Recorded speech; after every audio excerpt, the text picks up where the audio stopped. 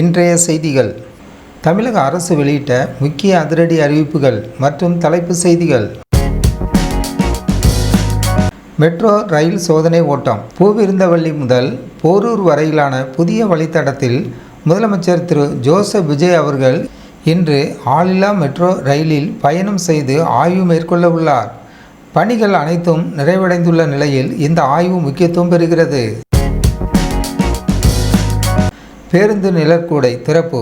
பொதுமக்களின் நீண்ட நாள் கோரிக்கையேற்று சென்னை ஈசிஆர் அக்கரை பகுதியில் சுமார் 2 லட்சம் ரூபாய் மதிப்பீட்டில் அமைக்கப்பட்டுள்ள புதிய பேருந்து நிழற்குடையை அமைச்சர் திரு என் ஆனந்த் அவர்கள் திறந்து வைத்தார். நீதிமன்றத்தில் சீமான் விவகாரம்.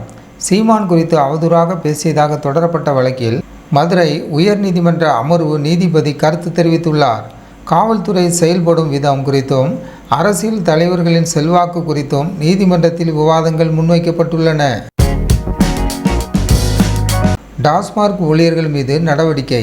கூடுதல் விலை வசூலித்ததோடு முதலமைச்சர் பெயரை குறிப்பிட்டு ஆணவமாக பேசிய டாஸ்மாக் விற்பனையாளர்கள் மற்றும் முறைகேட்டில் ஈடுபட்ட மற்ற 5 ஊழியர்கள் அதிரடியாக பணியிடை நீக்கம் செய்யப்பட்டுள்ளனர்.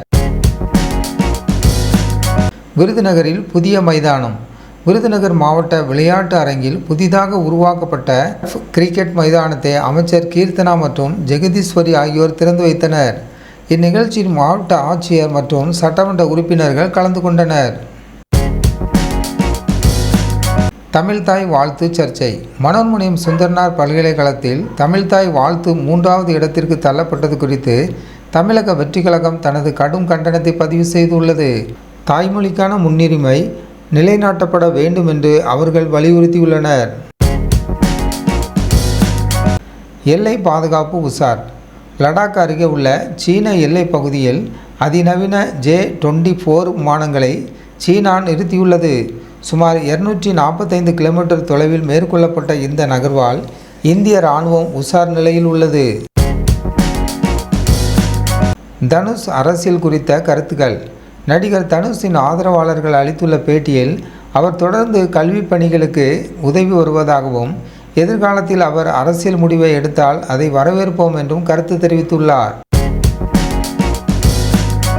விஜய் விஜயம் செயலி அறிமுகம். ராஜபாளையத்தில் விஜய் விஜயம் என்ற புதிய செயலியை அமைச்சர் ஜெகதீஸ்வரி அறிமுகம் செய்தார். இதன் மூலம் பொதுமக்கள் அரசின் சேவைகளை எளிதாக பெற முடியும் என்று அவர் குறிப்பிட்டார். அரசியல் கணிப்புகள். 2031ஆம் ஆண்டு அரசியல் களத்தில் விஜய் மற்றும் தனுஷ் இடையிலான போட்டி இருக்கக்கூடும் என்று ஜோதிடர் ஒருவர் கணிப்பு தெரிவித்துள்ளார். இது அரசியல் வட்டாரத்தில் பேசும் பொருளாகியுள்ளது. உச்சநீதிமன்றத்தின் கருத்து. பொது இடங்களில் உணவு பழக்கம் குறித்த விவகாரத்தில் கங்கை ஆற்றில் சிக்கன் பிரியாணி சாப்பிட்டது தொடர்பாக உச்சநீதிமன்ற நீதிபதி ஒருவர் தனது தனிப்பட்ட கருத்தை பகிர்ந்துள்ளார். அமைச்சரின் உறுதிமொழி. இரவு பகலாக உழைத்து வரும் அமைச்சர் திரு ராஜ்மோகன் மக்கள் வழங்கும் மனுக்களை விரைவாக தீர்க்க அவை அனைத்தும் விரைவில் டிஜிட்டல் மயமாக்கப்படும் என்று அறிவித்துள்ளார். மேகதாது விவகாரம். கர்நாடக மாநில தேர்தல் ஆதாயத்திற்காக மத்திய அரசு செயல்படுகிறதா என்று திரு அண்ணாமலை அவர்கள் கேள்வி எழுப்பியுள்ளார். தனுஷின் அரசியல் வருகை. வதந்திகள்.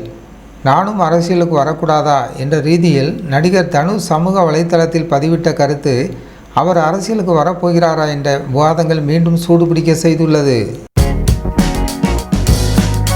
சோலார் மின் இணைப்பு. புதிய செயலி அறிமுகம். வீடுகளில் சோலார் பேனல் அமைப்பதற்கான மானிய முறையை எளிமைப்படுத்த புதிய செயலி ஒன்றை உருவாக்க அரசு திட்டமிட்டுள்ளது.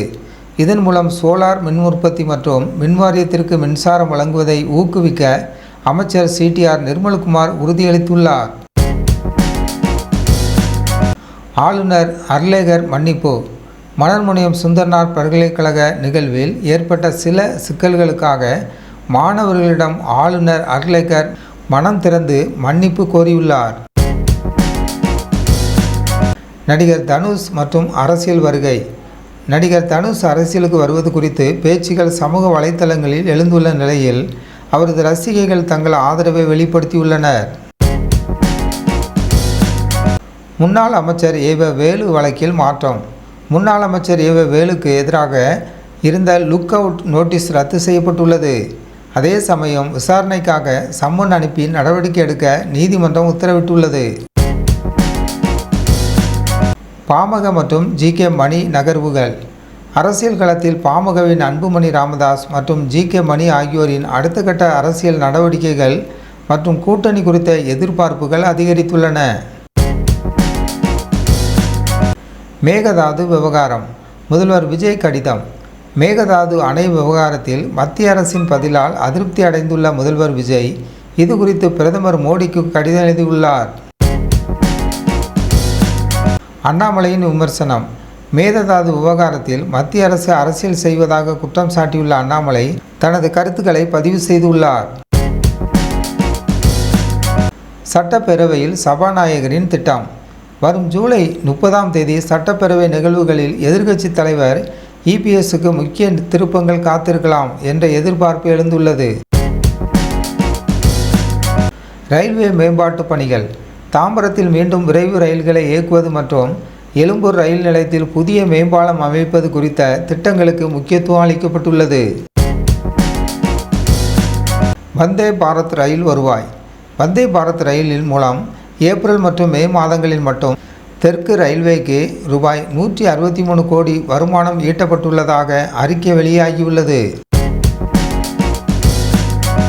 ரவி மரியா கருத்து. உள்ளாட்சித்துறையில் நடைபெறும் முறைகேடுகளை தாவக அமைப்பு சுட்டிக்காட்டியுள்ளது. இது குறித்து இயக்குனர் ரவி மரியா தனது கருத்துக்களை பகிர்ந்துள்ளார். கூட்டணி அரசியலில் சலசலப்பு. திமுக மற்றும் தாவக இடையிலான அரசியல் சமரசம் மற்றும் கூட்டணிக்குள் இருக்கும் விமர்சனங்கள் குறித்து நவாஸ் தனது பார்வையை முன்வைத்துள்ளார். தமிழக நிதிநிலை மேம்பாடு. தமிழகத்தின் நிதி நெருக்கடியை சரி செய்யவும் வருவாயை பெருக்கவும் சிறப்பு நிபுணர்கள் அடங்கிய 6 பேர் கொண்ட குழு அமைக்கப்பட்டுள்ளது. கனிம வளங்கள் கடத்தல் தடை. ஜல்லிக்கற்கள் மற்றும் எம்சாண்ட் கனிம வளங்கள் பிற மாநிலங்களுக்கு கொண்டு செல்லப்படுவதை தடுக்க தமிழக அரசு 3 மாதங்களுக்கு தடை விதித்து அதிரடி காட்டியுள்ளது. நீதிமன்றத்தில் பி. வில்சன் வாதம். விஜய் குறித்த விவாதங்களுக்கு பதிலளிக்கும் வகையில் மார்க்கண்டேயன் கருத்துக்களை முன்வைத்தார் என்று வழக்கறிஞர் பி. வில்சன் நீதிமன்றத்தில் வாதங்களை முன்வைத்துள்ளார். சூர்யா கிருஷ்ணமூர்த்தி நிர்மல்குமார் குறித்த கருத்து. அரசியல் விமர்சகர் சூர்யா கிருஷ்ணமூர்த்தி அமைச்சர் நிர்மல்குமார் குறித்த சில கருத்துக்களை வெளிப்படுத்தியுள்ளார். மரியா நோவா நியூஸ் சேனலுக்கு புதியவராக இருந்தால் மரியா நோவா நியூஸ் சேனலை சப்ஸ்கிரைப் பண்ணுங்கள்.